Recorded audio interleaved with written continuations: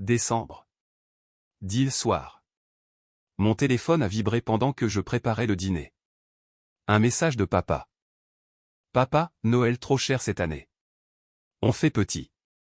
Juste la famille immédiate. J'ai fixé le message, je l'ai relu 2 fois, puis j'ai tapé en retour, moi. D'accord. J'ai posé le téléphone, j'ai remué les pattes. La famille immédiate. J'avais un fils, Ethan, 7 ans, leur petit-fils. Apparemment, nous ne comptions pas. J'avais toujours été en marge de la famille, ni vraiment dedans, ni vraiment dehors, juste là. Je vivais à 2 états de distance, avec un parcours professionnel différent de ce que mes parents attendaient, l'industrie de la technologie au lieu de l'entreprise familiale de construction. Je gagnais bien ma vie, mais d'une manière qu'ils ne comprenaient ni ne respectaient vraiment. Mon frère Derek vivait à 10 minutes de nos parents, ma sœur Vanessa, à 15. Ils se voyaient constamment, dîner du dimanche, visites impromptues en semaine, aller-retour à l'école pour les enfants des uns et des autres.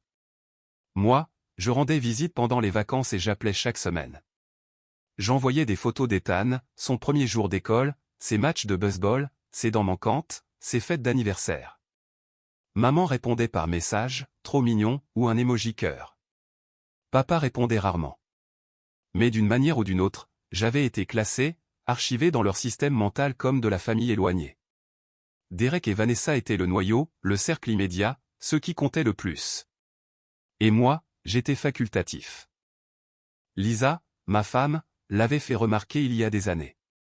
Il ne te traite pas de la même manière, m'avait-elle dit après un Thanksgiving particulièrement gênant où nous avions été assis à la table des enfants bien que trentenaires. J'avais trouvé des excuses, nous vivons loin, il voit Derek et Vanessa plus souvent, c'est normal. Ce n'est pas normal, avait-elle rétorqué, c'est un choix. Elle avait raison. Seulement, je n'avais pas voulu le voir avant ce 10 décembre, lorsque papa l'avait officialisé, juste la famille immédiate. Je n'ai pas tout de suite dit la vérité à Ethan. Que étais-je censé dire? Grand-père dit que Noël est trop cher, donc nous ne sommes pas invités. Au lieu de cela, je lui ai dit que nous aurions notre propre Noël, juste nous 3. Que nous créerions de nouvelles traditions, que ce serait amusant. Il a semblé d'accord. Les enfants de 7 ans sont résilients comme ça, ils acceptent ce qu'on leur dit, ne remettent pas encore trop en question le monde des adultes. Lisa était furieuse. Trop cher? Ils ont de l'argent. Ton père vient d'acheter un nouveau camion. Il a dit qu'il faisait petit. Faire petit, ça ne veut pas dire exclure ton petit-fils. Elle avait raison. Mais que pouvais-je faire?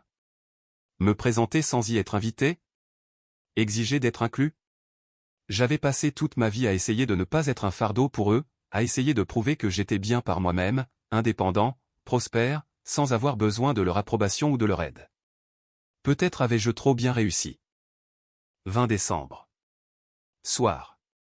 Ethan et moi décorions notre sapin, un petit sapin de Douglas que nous avions choisi ensemble. Il disposait des ornements sur les branches inférieures, celles qu'il pouvait atteindre, se concentrant dur, la langue légèrement sortie comme il le faisait lorsqu'il était absorbé. Lisa travaillait tard, la ruée des fêtes à l'hôpital, donc nous étions seuls. La musique de Noël jouait doucement, le chocolat chaud refroidissait sur la table basse. Mon téléphone a vibré, notification Instagram. Derek avait posté une vidéo. J'ai failli ne pas l'ouvrir, mais la curiosité l'a emporté. La vidéo a chargé, a commencé à jouer automatiquement. Fête de Noël chez mes parents. J'ai immédiatement reconnu le salon, la cheminée, les étagères intégrées, le canapé sur lequel j'avais grandi. Derek filmait, faisant un panoramique dans la pièce, maman et papa, la femme et les enfants de Derek, Vanessa, son mari, leurs 2 enfants. Tout le monde portait des pyjamas de Noël assortis, à carreaux rouges et blancs, le genre coûteux des magasins spécialisés. Un bar à chocolat chaud était installé sur la table de la salle à manger, avec des guimauves, de la crème fouettée, des cannes à sucre, plusieurs thermos, des cadeaux sous le sapin emballés dans du papier coordonné, avec des rubans et des étiquettes.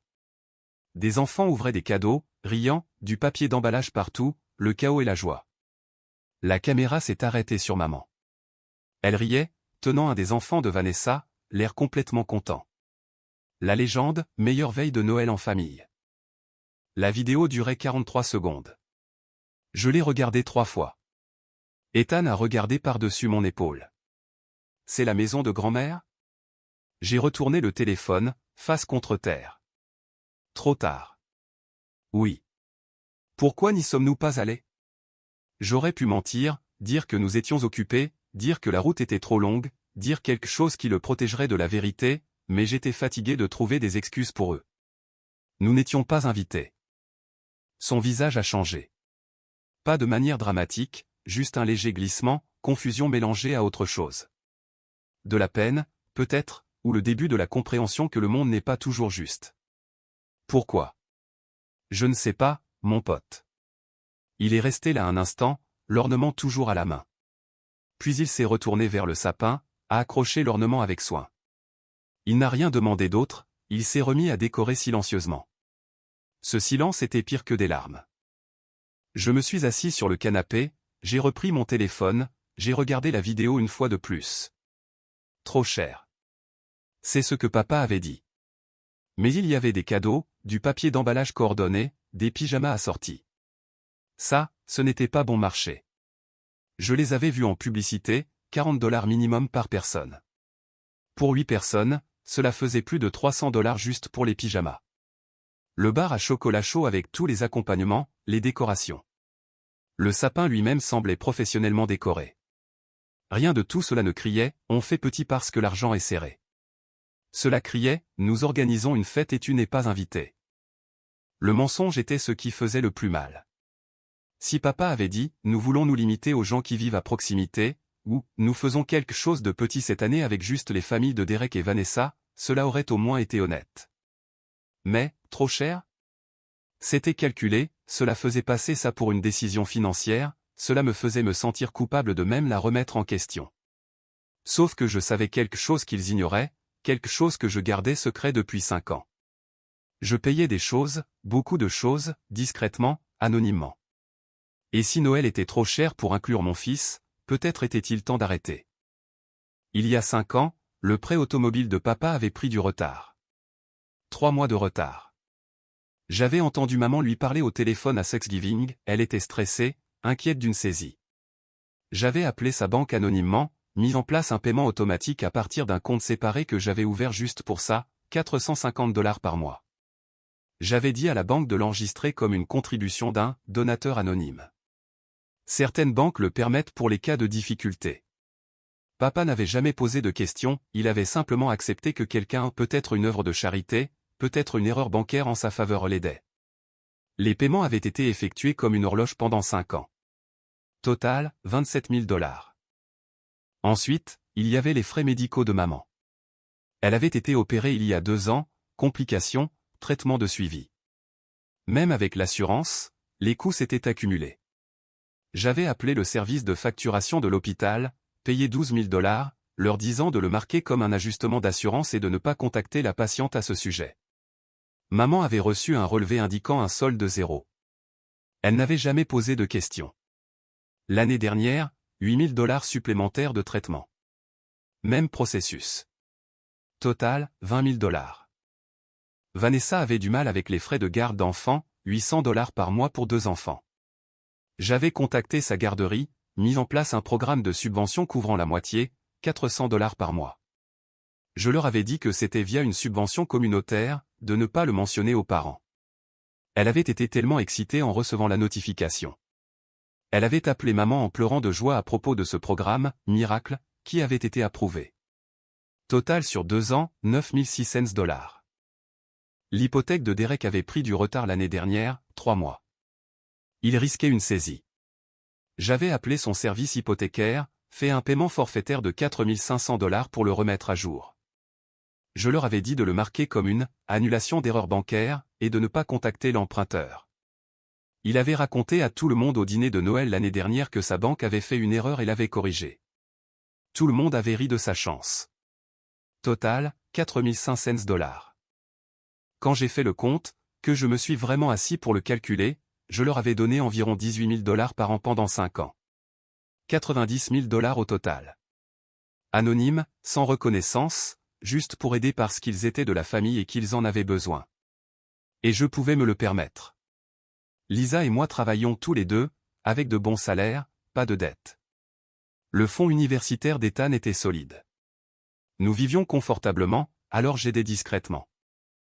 Mais assis là, le 20 décembre, regardant cette vidéo de ma famille dans leur pyjama assorti, ouvrant des cadeaux à une fête à laquelle je n'étais pas invité parce que Noël était trop cher, quelque chose a basculé. Ils avaient de l'argent pour des pyjamas coordonnés, pour un bar à chocolat chaud, pour des cadeaux, des décorations et tout ce que cette fête avait coûté. Ils n'avaient juste pas de place pour mon fils, un enfant de 7 ans qui n'avait rien fait de mal, si ce n'est avoir un père qui vivait trop loin pour être pratique. J'ai regardé Ethan. Il ajustait une cloche argentée sur une branche, s'assurant qu'elle pendait juste comme il faut. Son visage était calme, concentré, mais je le connaissais, je connaissais sa manière de devenir silencieux quand quelque chose le blessait. Il était retourné décorer sans un mot de plus parce qu'il était en train de digérer, d'essayer de comprendre pourquoi ses grands-parents ne voulaient pas de lui à Noël. Et je ne pouvais pas lui donner une réponse qui ait du sens, car il n'y en avait pas. Ils avaient choisi des pyjamas assortis plutôt que leur petit-fils. C'était la vérité. Et plus j'y pensais, plus c'était clair.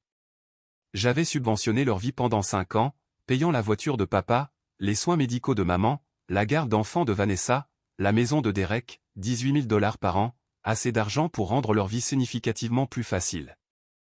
Assez pour qu'ils puissent se permettre des choses comme des fêtes de Noël avec des pyjamas assortis et des décorations élaborées.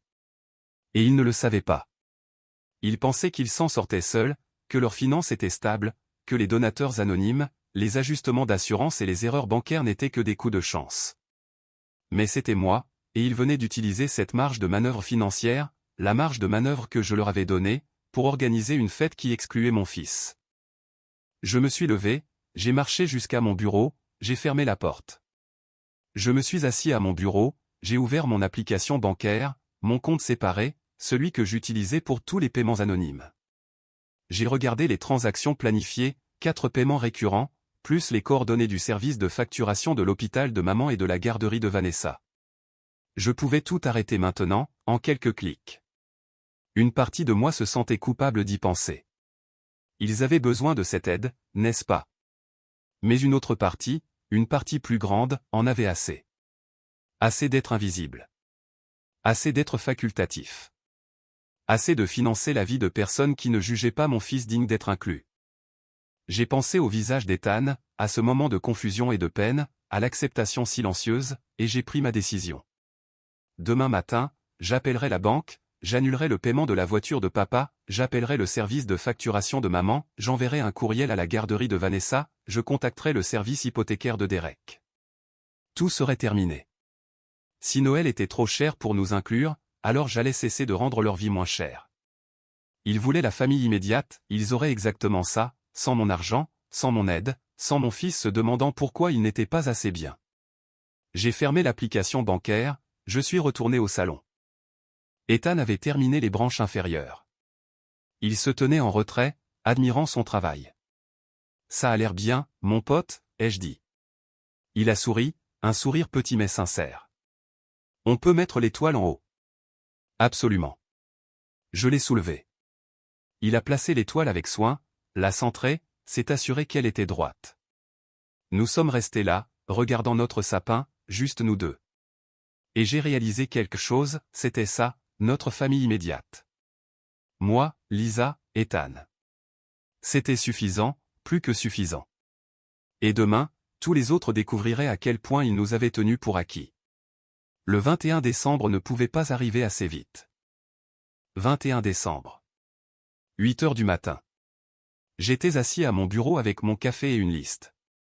4 appels téléphoniques à faire, peut-être 5 courriels, 20 minutes tout au plus.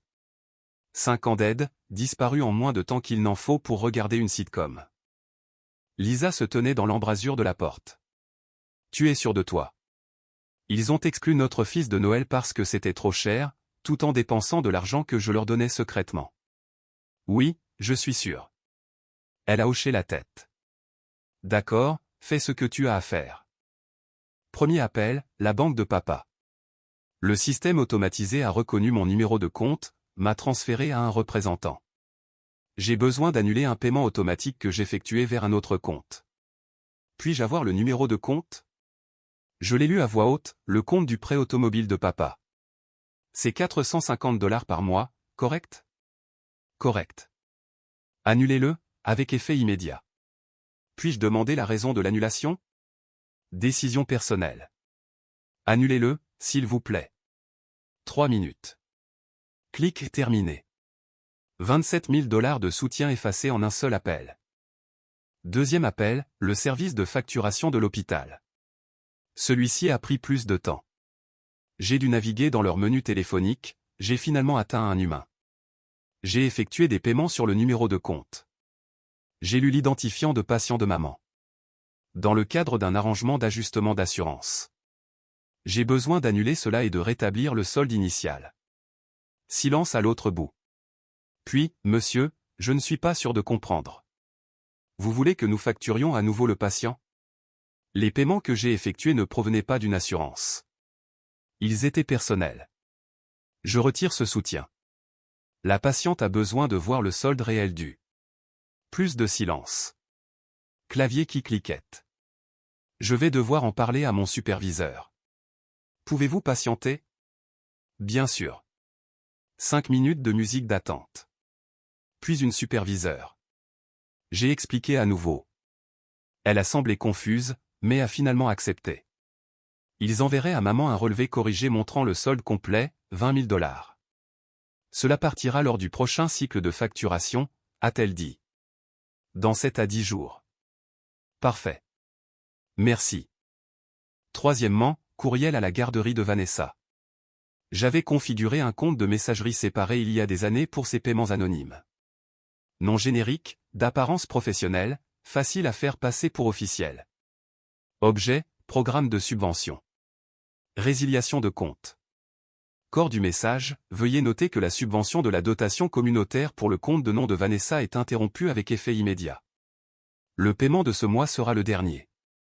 Veuillez informer le titulaire du compte que les tarifs standards reprendront au prochain cycle de facturation. Merci. Envoyé. 9 600 $ de soutien à la garde d'enfants. Disparu. Quatrièmement, le service hypothécaire de Derek. C'était plus délicat. Le paiement de 4 500 $ avait été ponctuel, non récurrent. Mais j'avais leurs coordonnées. J'ai appelé la ligne du service client. J'ai effectué un paiement forfaitaire sur le numéro de compte. J'ai lu le compte hypothécaire de Derek. L'année dernière, 4 500 $. Il a été marqué comme une annulation d'erreur bancaire. J'ai besoin que vous mettiez à jour vos dossiers pour indiquer que ce n'était pas une erreur bancaire.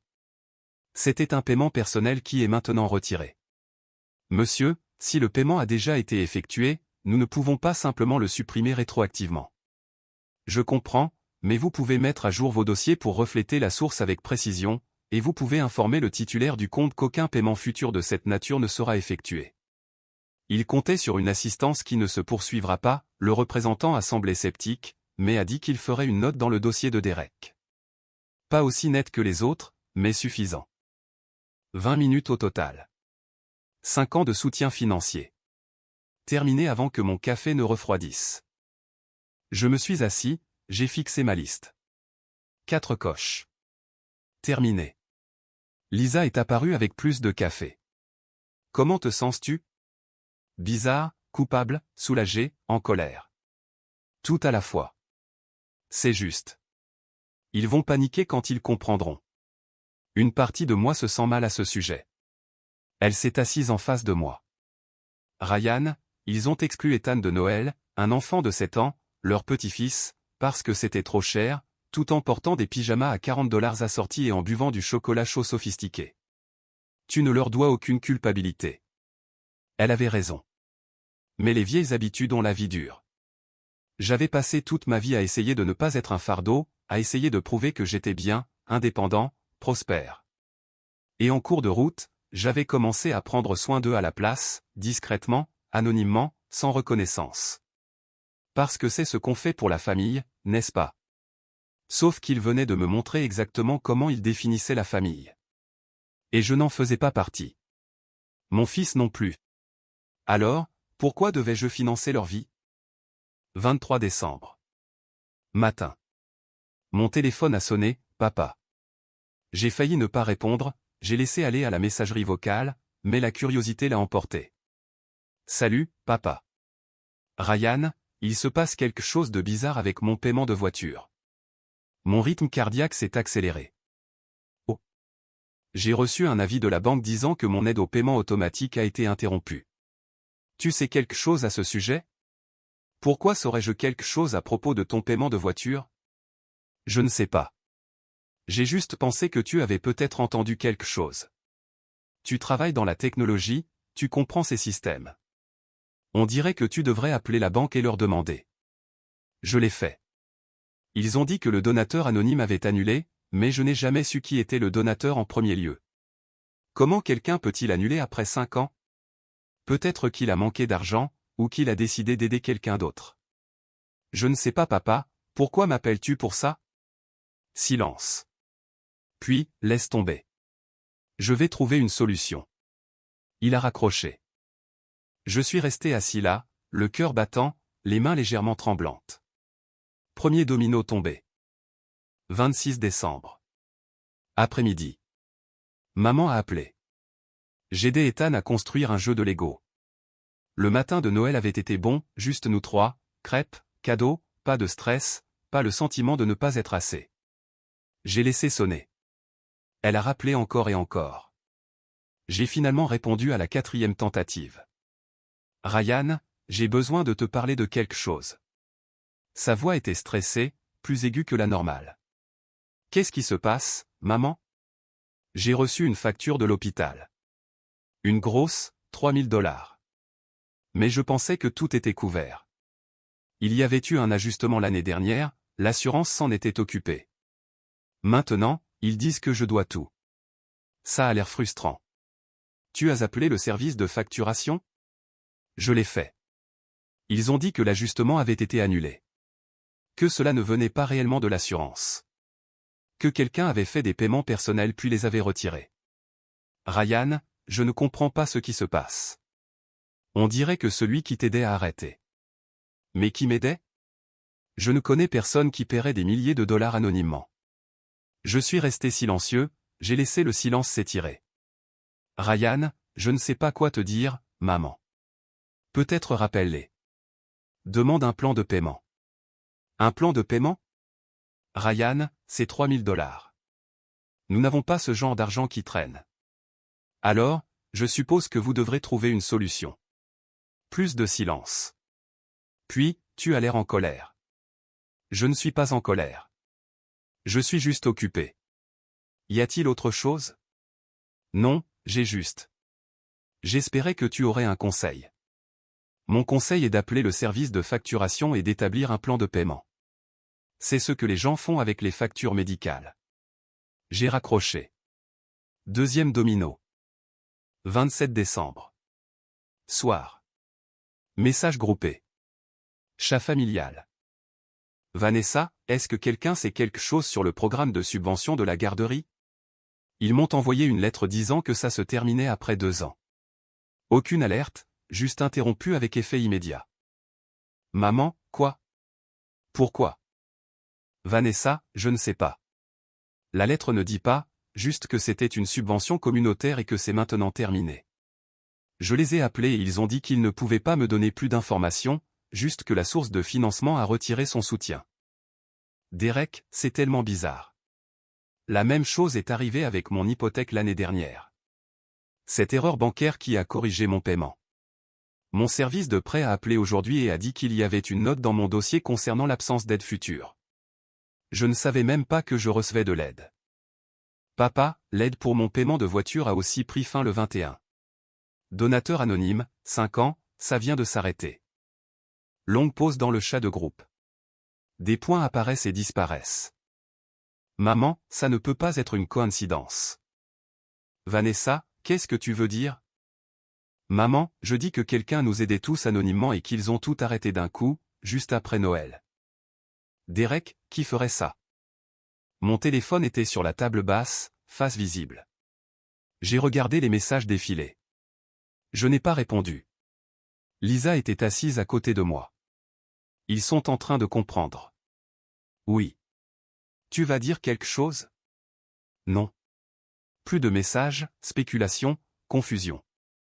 Maman a suggéré que c'était peut-être une œuvre de charité. Papa s'est demandé si c'était un parent qu'il ne connaissait pas. Vanessa paniquait à cause des frais de garderie. Personne ne m'a mentionné. Pas encore. Mais je pouvais sentir que ça arrivait. 28 décembre. 22 heures. Papa a appelé. J'étais au lit, en train de lire. Ethan dormait dans le couloir. Je n'ai pas répondu. Il a appelé encore et encore. Au 4e appel, j'ai décroché. Ryan, nous devons parler maintenant. Il est 22 heures, papa. Je dormais. Non, tu ne dormais pas. Et ça ne peut pas attendre. Qu'est-ce qui est si urgent? C'était toi. Silence. Mon tour de le laisser s'étirer. Ryan, réponds-moi. C'était toi qui nous aidais. Vous aider avec quoi? Tu sais bien. Le paiement de la voiture, les factures de ta mère, la garderie de Vanessa, l'hypothèque de Derek. C'était toi. Pourquoi penserais-tu que c'était moi? Parce que tu es le seul à avoir assez d'argent. Et tu es le seul à le faire anonymement, sans rien dire à personne, sans demander de reconnaissance. Je me suis assis, j'ai allumé la lampe. Et si c'était moi, alors comment as-tu pu simplement arrêter? Comment as-tu pu nous couper les vivres comme ça? Nous dépendons de cette aide. Voilà. Pas, merci. Pas, nous sommes désolés de ne pas avoir su. Juste une accusation, la colère que l'argent ait cessé. Vous dépendez d'une aide que vous ignoriez recevoir. Intéressant. Ne sois pas intelligent avec moi. Si tu payais des choses, tu ne peux pas simplement arrêter sans avertissement. C'est cruel. Cruel. Le mot a frappé fort. Tu veux parler de cruauté, papa? Parlons de cruauté. Je vous ai aidé pendant 5 ans, 27 000 $ pour ta voiture, 20 000 pour les frais médicaux de maman, près de 10 000 $ pour la garde d'enfants de Vanessa, 4 500 pour sauver la maison de Derek. Silence de son côté. Silence complet. 90 000 $ au total. Anonyme parce que je ne voulais pas de reconnaissance, je voulais juste aider parce que vous êtes ma famille. Et vous avez utilisé cet argent, la marge de manœuvre financière que je vous ai donnée, pour organiser une fête de Noël avec des pyjamas assortis, un bar à chocolat chaud et des cadeaux pour tout le monde. Tout le monde, sauf mon fils, parce que Noël était trop cher. Ce n'est pas. Nous ne savions pas, exactement. Vous ne saviez pas. Vous pensiez que vos finances étaient stables par elles-mêmes, que vous pouviez vous offrir de belles choses, mais ce n'était pas le cas. Je subventionnais votre vie, et vous l'avez utilisée pour exclure mon enfant. Je l'entendais respirer, essayant de trouver ses mots. Passe-moi maman au téléphone, ai-je dit. Quoi? Passe-moi maman. Des bruits étouffés, des voix, puis maman. Ryan, chérie, je vais te poser une question et je veux une vraie réponse. D'accord. Quand vous avez décidé que Noël était trop cher, quand papa m'a envoyé un message disant que ce n'était que la famille immédiate, avez-vous pensé à Ethan? Silence. Avez-vous pensé à votre petit-fils de 7 ans? Avez-vous considéré ce que ça lui ferait de voir des vidéos d'une fête à laquelle il n'était pas invité? Plus de silence. Maman, réponds à la question. Nous voulions juste faire petit. Ce n'est pas une réponse. Avez-vous pensé à Ethan? Le silence s'est étiré si longtemps que j'ai cru que l'appel avait été coupé. Finalement. Non. Nous n'avons pas pensé à la façon dont cela l'affecterait. Nous voulions juste quelque chose de simple avec les enfants qui vivent à proximité. Voilà. La vérité. Il n'avait pas pensé à lui du tout. D'accord, ai-je dit. C'est ce que j'avais besoin de savoir. Ryan, s'il te plaît. J'ai fini de financer vos vies. J'ai fini d'être facultatif. J'ai fini de trouver des excuses pour la raison pour laquelle vous nous traitez comme si nous n'avions pas d'importance. Vous avez de l'importance. Non, nous n'en avons pas. Pas comme Derek et Vanessa. Pas comme leurs enfants. Nous sommes de la famille éloignée. Vous l'avez clairement indiqué. Ce n'est pas vrai. C'est vrai. Et ça me va. Vraiment. Seulement, je ne paie plus pour ça. Papa a repris le téléphone. Alors quoi? Tu nous punis parce que nous avons blessé tes sentiments? Non, papa. J'établis des limites. Il y a une différence. En coupant l'aide dont nous avons besoin. Aide que vous ignoriez recevoir, aide que vous pensiez être de la charité, des erreurs bancaires ou des ajustements d'assurance. Vous survivrez. Vous devrez juste faire un budget, faire des choix, établir des priorités, comme je l'ai fait pendant 5 ans en payant secrètement vos factures. Ryan, si Noël était trop cher pour nous inclure, alors mon aide est trop chère pour vous inclure. C'est donnant-donnant. J'ai raccroché. Je suis resté assis là, le cœur battant, les mains tremblantes, mais pas de peur, de soulagement. Je l'avais dit, tout, la vérité, et j'en avais fini. 31 décembre. Soir. Réveillon du Nouvel An. Lisa, Ethan et moi avons commandé une pizza, regardé des films, fait du pop-corn, compté à rebours jusqu'à minuit, même si Ethan s'est endormi à 22 heures. Mon téléphone était en mode silencieux, mais je pouvais voir les notifications s'accumuler. Chat de groupe familial, 47 messages. Je ne les ai pas lus, j'ai juste coupé le son de toute la conversation. Lisa a remarqué.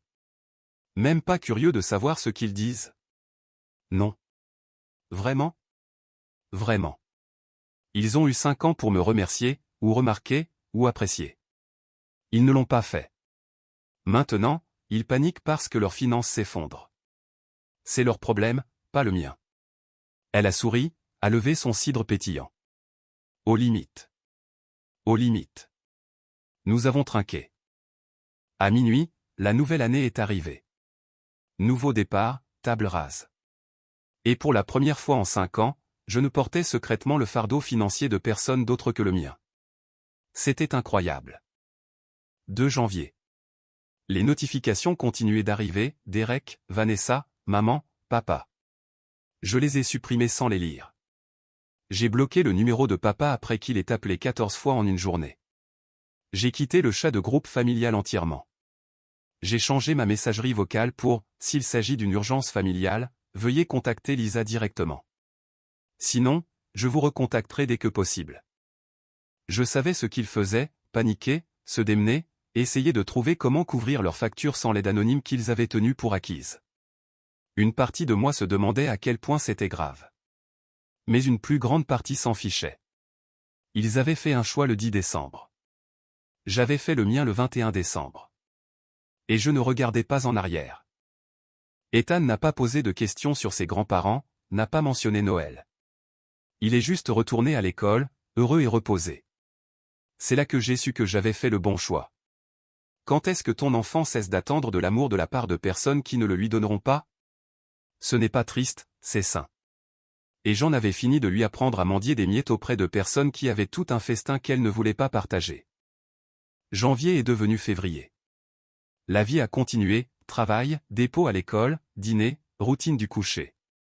Le rythme ordinaire d'une famille qui avait cessé d'attendre la validation de personnes qui ne la donneraient pas. Ethan allait bien, même mieux que bien, en fait.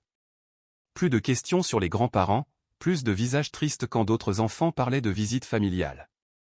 Il avait simplement tourné la page avec l'acceptation facile que les enfants ont avant que le monde ne leur apprenne à garder rancune. J'enviais ça. Mon téléphone est resté silencieux. J'avais bloqué le numéro de papa, quitté le chat de groupe, changé ma messagerie vocale, construit un mur de silence qui ressemblait plus à de la paix qu'à une punition. Puis ma cousine Émilie a appelé.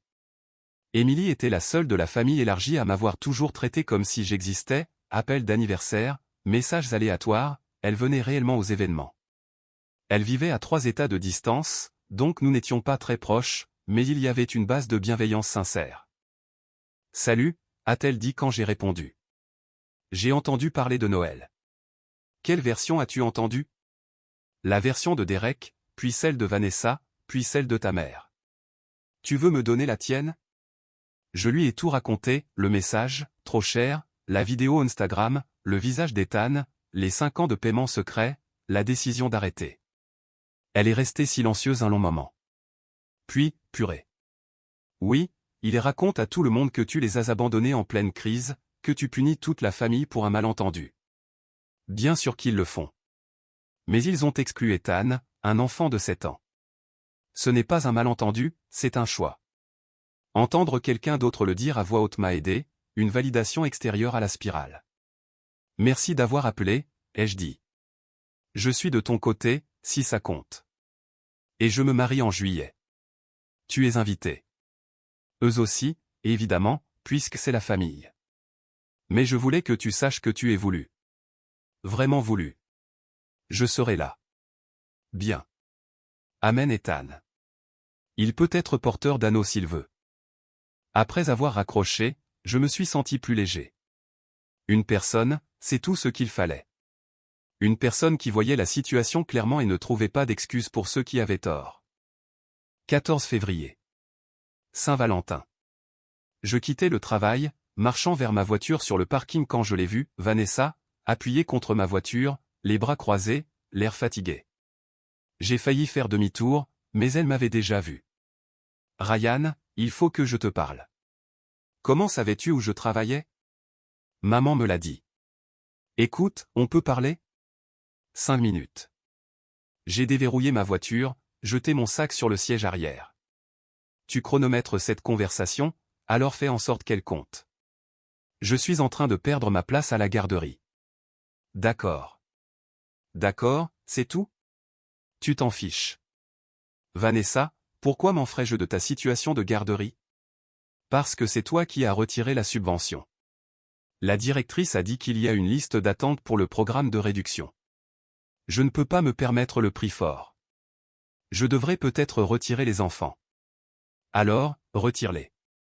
Trouve un endroit moins cher. Débrouille-toi. Elle a eu l'air abasourdie. Tu es sérieux? Complètement. Ryan, je suis ta sœur et Ethan est ton neveu. Ça ne vous a pas empêché de l'exclure de Noël. Ce n'était pas ma décision. Maman et papa. Tu étais là, dans le pyjama assorti, ouvrant des cadeaux. Tu n'as pas dit, où sont Ryan et Ethan? Tu as juste suivi. Elle s'est déplacée, mal à l'aise. Je ne pensais pas que c'était si grave. Parce que ça ne t'arrivait pas, écoute, je suis désolé, d'accord? J'aurais dû dire quelque chose. J'aurais dû penser à Ethan. Tu as raison. J'ai foiré. J'ai attendu. Elle se tenait là, attendant l'absolution. Mais j'ai besoin que tu recommences les paiements de la garderie, s'il te plaît. Je ne peux pas me permettre de perdre cette place. Et voilà, la vraie raison des excuses. Tu n'es pas désolé d'avoir exclu Ethan, ai-je dit. Tu es désolé que cela te coûte de l'argent. Ce n'est pas juste. C'est tout à fait juste. Tu ne t'es excusé que lorsque cela t'a affecté personnellement. Ce n'est pas du remords, c'est de la gestion des dégâts. Alors quoi? Tu vas juste me laisser me débattre? Me regarder échouer. Tu ne vas pas échouer. Tu vas faire un budget, réduire les dépenses, établir des priorités, comme je l'ai fait quand je payais $400 par mois pour t'aider tout en ne comptant apparemment pas assez pour être invité à Noël. Elle a ouvert la bouche, l'a refermée, a réessayé. Je ne sais pas ce que tu veux que je dise. Rien. Il n'y a rien à dire. Tu as fait ton choix. J'ai fait le mien.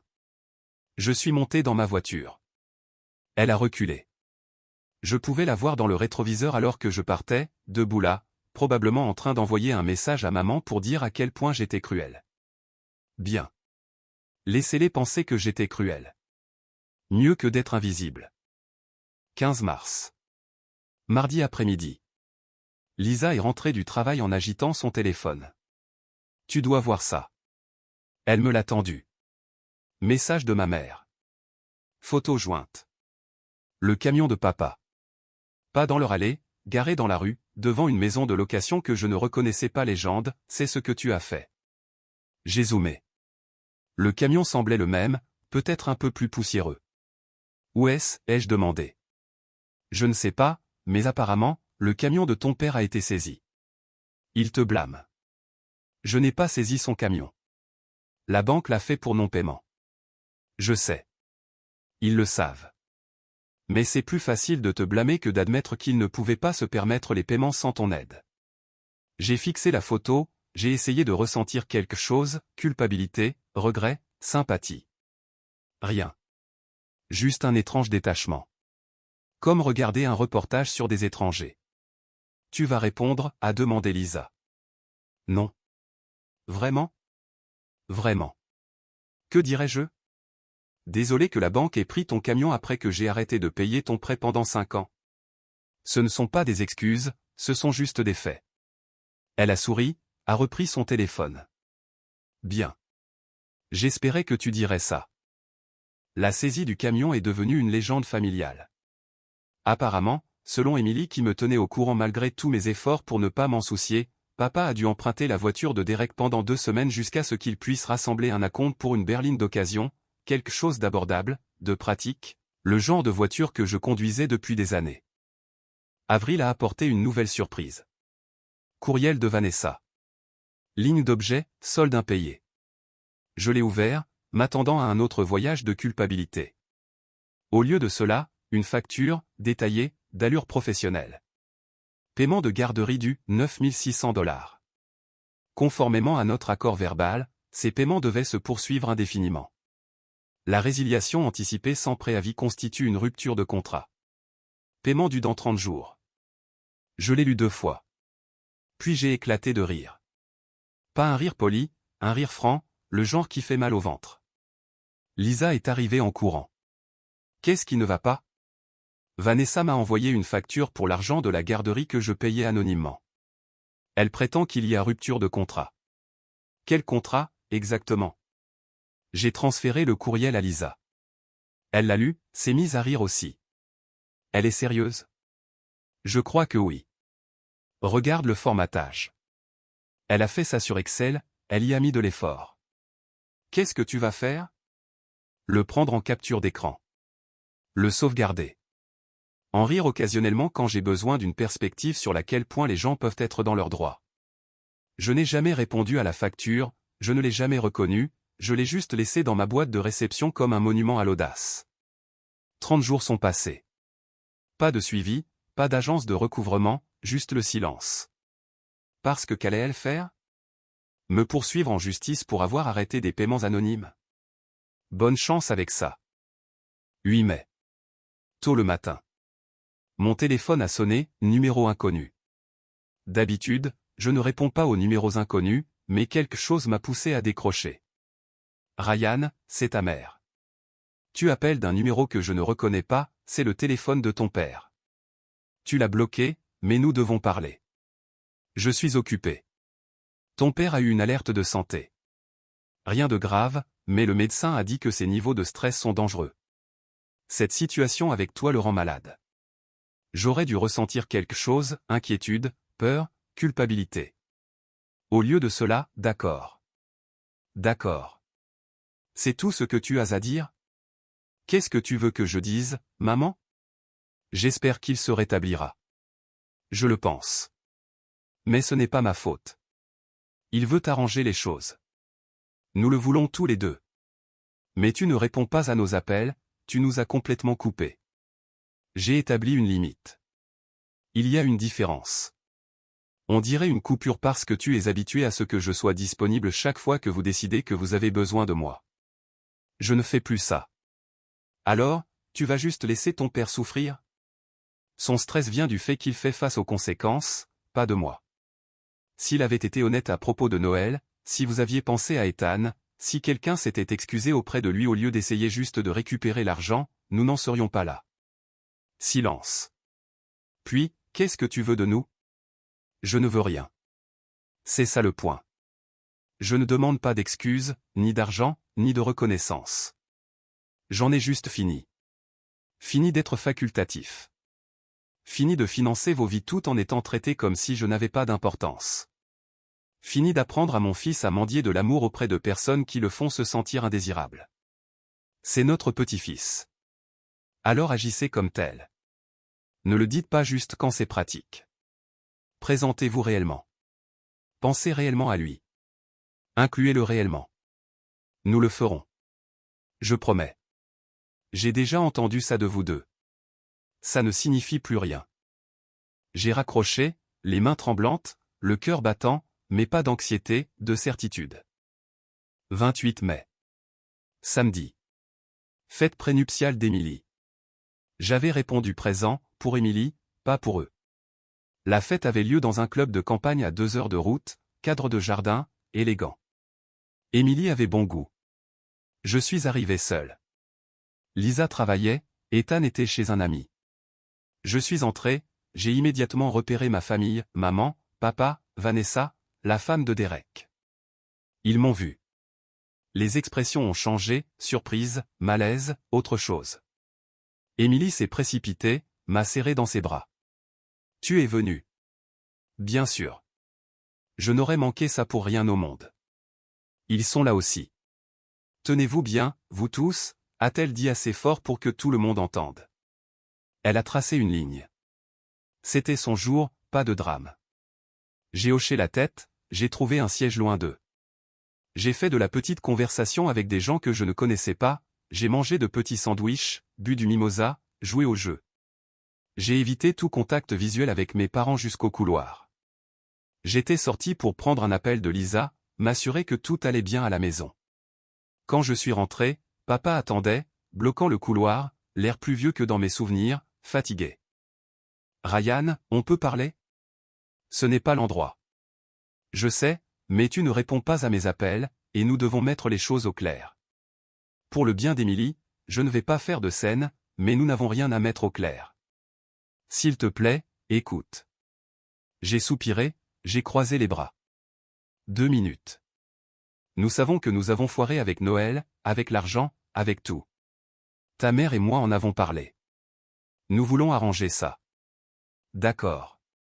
Comment? Il a cligné des yeux. Quoi? Comment voulez-vous arranger ça? Quel est votre plan? Nous voulons que tu reviennes aux événements familiaux. Que tu fasses partie de la famille. Je faisais partie de la famille jusqu'à ce que tu m'envoies un message disant que Noël était trop cher et que vous ne nous invitiez pas, nous n'avons pas pensé. Exactement. Vous n'avez pas pensé à Ethan, à ce que ça lui ferait. Vous vouliez juste ce qui était pratique et avez supposé que je comprendrais. Nous sommes désolés. Vraiment? Parce que personne ne s'est excusé auprès d'Ethan. Vous vous êtes excusé auprès de moi pour l'argent, pour la logistique. Mais vous avez exclu un enfant de 7 ans de Noël. L'un de vous a-t-il seulement pensé à ce que ça lui a fait? Papa a baissé les yeux, silencieux. C'est bien ce que je pensais. Qu'est-ce que tu veux de nous? Je ne veux rien. C'est ça l'idée. Je ne demande pas d'excuses, ni d'argent, ni de reconnaissance. J'en ai juste fini. Fini d'être facultatif. Fini de financer vos vies tout en étant traité comme si je n'avais pas d'importance. Fini d'apprendre à mon fils à mendier de l'amour auprès de personnes qui le font se sentir indésirable. C'est notre petit-fils. Alors agissez comme tel. Ne le dites pas juste quand c'est pratique. Présentez-vous réellement. Pensez réellement à lui. Incluez-le réellement. Nous le ferons. Je promets. J'ai entendu ça avant, de vous deux. Ça ne signifie plus rien. J'ai passé devant lui, retourné à la fête. J'ai trouvé Émilie, j'ai dit au revoir. Je suis parti tôt. J'ai conduit jusqu'à la maison, les vitres baissées, la musique forte, me sentant presque libre. 2 juin. Soir. Table de cuisine. Le 8e anniversaire d'Ethan était dans 2 semaines. Lisa et moi le planifions, petite fête, ses amis de l'école, château gonflable, pizza, gâteau. Devrions-nous inviter ta famille, a demandé Lisa avec précaution. Non. Tu es sûr? Complètement. Ils ont eu leur chance. Ils ont fait leur choix. Ethan pourrait se demander pourquoi ils ne sont pas là. Il n'a pas posé de questions sur eux depuis des mois. Je pense qu'il a déjà géré ça, de la manière que les enfants le font. Il est passé à autre chose. Et toi? Je suis passé à autre chose en décembre. Elle a tendu la main à travers la table, m'a serré la main. Bien. Nous avons envoyé des invitations aux amis de l'école, aux voisins, à Émilie qui a dit qu'elle essaierait de venir mais était occupée par les préparatifs de mariage. La famille de Lisa, ma vraie famille. Personne de mon côté. Ni maman, ni papa, ni Derek, ni Vanessa. Et quand la fête est arrivée, personne n'a remarqué qu'il manquait, parce que les personnes qui se sont présentées étaient celles qui se souciaient réellement. Et c'était suffisant, plus que suffisant, c'était tout. 4 juillet. Mariage d'Émilie. Ethan était le porteur d'anneaux, il a pris son travail au sérieux, a livré les anneaux sans les faire tomber. Je regardais depuis mon siège, fier. Mes parents étaient là, 5 rangées derrière. Nous nous sommes fait un signe de tête en arrivant, poli, distant, comme des connaissances. Pendant la réception, Ethan a joué avec d'autres enfants, a couru, a mangé du gâteau. Personne de ma famille ne nous a approchés, juste de l'espace, de la distance. Quand nous sommes partis, Émilie m'a serré dans ses bras. Merci d'être venu. Beau mariage. Je suis contente que tu trouves ton bonheur aussi. Sur le chemin du retour, Lisa a demandé, comment c'était de les voir? Bien. Ils sont restés dans leur espace. Je suis resté dans le mien. 12 août. Mardi. Journée de travail. Mon téléphone a sonné, numéro inconnu. J'ai failli ne pas répondre. Ryan, c'est Derek. Je n'avais pas entendu sa voix depuis décembre. Qu'est-ce que tu veux? Papa est à l'hôpital. Il a fait un AVC. Mon estomac s'est noué. Il va bien? Les médecins pensent que oui. AVC mineur, mais ils te demandent. Je me suis assis à mon bureau, en pleine réflexion. Quand est-ce que c'est arrivé? Ce matin. Maman a appelé juste après que l'ambulance soit partie. Nous sommes tous là, Vanessa, moi. Papa est réveillé, stable. Mais il veut te voir. Une partie de moi voulait y aller, la partie fils, la partie qui se souvenait encore qu'il m'avait appris à faire du vélo, m'avait aidé avec mes devoirs, était fière quand j'avais obtenu mon diplôme universitaire. Mais une plus grande partie se souvenait de décembre, le message, la vidéo Instagram, le visage affaissé d'Ethan. Dis-lui que j'espère qu'il se rétablira. C'est tout? Tu ne viens pas? Je ne viens pas, Ryan, il a fait un AVC. Il aurait pu mourir. Je sais, et je suis content qu'il aille bien. Mais se présenter ne répare pas ce qui s'est passé. Ça te fait juste te sentir mieux de ne pas l'avoir réparé plus tôt. C'est froid, mec. Peut-être, mais c'est honnête. Maman va être dévastée. Alors elle ressentira ce qu'Ethan a ressenti quand elle l'a exclu de Noël. Derek est resté silencieux. Puis, je ne sais pas ce que tu veux de nous. Je ne veux rien. C'est ce que vous ne comprenez pas. Je ne vous punis pas. Je ne participe juste plus à la famille, à la simulation, à l'espoir, à l'attente que vous vous souciez autant de mon enfant que je me soucie du vôtre. Il a raccroché. Je suis resté assis à mon bureau, les mains tremblantes. J'ai appelé Lisa. Derek vient d'appeler. Papa a fait un AVC. Mineur. Il va bien, mais ils veulent que j'aille à l'hôpital. Tu y vas? Non. D'accord. Es-tu à l'aise avec cette décision? J'y ai réfléchi. Vraiment réfléchi. Oui, je le suis. Il a failli mourir. Et j'ai failli briser le cœur de mon fils en le regardant être exclu de Noël. Nous avons tous les deux survécu. Nous allons tous les deux continuer à survivre séparément. Si tu changes d'avis, je ne changerai pas. Et je ne l'ai pas fait. J'ai envoyé des fleurs à l'hôpital. La carte disait, te souhaitant un prompt rétablissement. Rien de plus, rien de moins. Maman m'a envoyé un message 2 jours plus tard. Merci pour les fleurs. Ton père a été touché. Je n'ai pas répondu. 8 décembre. 1 an plus tard. Message d'un numéro inconnu. Ryan, c'est papa. Nouveau téléphone. Cette année est différente. Tout le monde est invité à Noël. Pas d'exception. S'il te plaît, viens. Tu nous manques, ainsi qu'Ethan. Je l'ai fixé. Première fois qu'il mentionnait Ethan par son nom depuis 1 an. J'ai marché jusqu'à la chambre d'Ethan. Il construisait des Legos. Et, mon pote, est-ce que tu veux aller chez grand-mère et grand-père pour Noël cette année? Il a levé les yeux, y a réfléchi, a haussé les épaules. Pas vraiment. On peut refaire notre truc avec le sapin et le chocolat chaud? Absolument. D'accord. Retour à ses Legos. Aucune tristesse, aucune envie. Il avait tourné la page. J'ai pris mon téléphone. Moi, non, merci. Nous avons des plans. 3 points sont apparus. Papa, mais nous sommes de la famille. C'est important. Moi, la famille n'exclut pas les enfants. Tu m'as appris ça en décembre dernier. Passe un bon Noël. Les points sont apparus et ont disparu. Puis rien. Lisa m'a serré dans ses bras. Comment te sens-tu? Libre. 25 décembre. Matin de Noël. Nous nous sommes réveillés lentement, avons fait des roulés à la cannelle maison. Ethan a déchiré les cadeaux avec une joie pure. Tout était parfait, même si rien n'était cher. Mon téléphone est resté silencieux, pas d'appel, pas de message, pas de « s'il te plaît » de dernière minute. Ils avaient compris le message. Après le petit déjeuner, après qu'Ethan ait été occupé avec son nouveau jeu de Lego, je me suis assis sur le canapé avec mon café et j'ai réfléchi à l'année écoulée. 90 000 $ de soutien terminé, 5 ans d'aide anonyme, fini. Une relation avec mes parents, terminée. Pas de façon dramatique, pas avec des cris ou des ultimatums. Juste tranquillement, comme les choses se terminent quand tout le monde cesse d'essayer. Ils avaient survécu sans mon argent. À peine, selon Émilie. Mais ils avaient réussi.